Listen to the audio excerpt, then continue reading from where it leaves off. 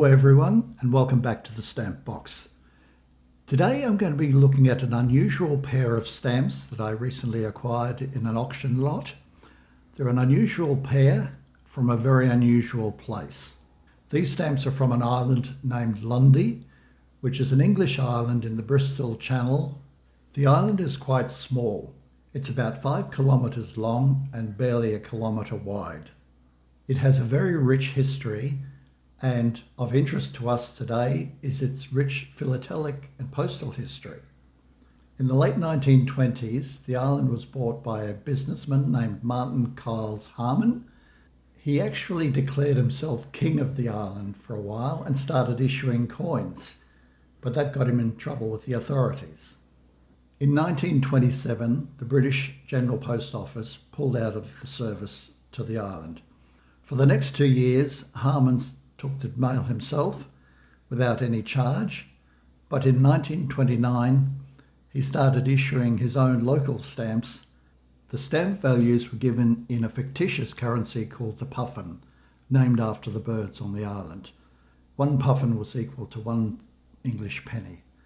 But what is of particular interest to us today is the choice of subject matter on these stamps. What is featured here is an aircraft known as the Bristol Brabazon, and it is very common for countries to sing the praises of their aviation industry and their successes. What is unusual about this case is that the Bristol Brabazon was a complete and utter failure. It was designed in the late 1940s, just post-war, so there was a lot of development in aircraft, and of course the transatlantic trip was the big prize. And while the United States was heavily investing in jet aircraft and technology, Britain went with a very complicated and complex system of the Bristol Brabazon's engine. It was designed as a luxury alternative to ocean-going voyages. It was a huge aircraft, one of the biggest built at the time, and comparable to modern jumbo jets and Airbuses. But even though it could have held 300 people, it was only designed to carry 100 approximately.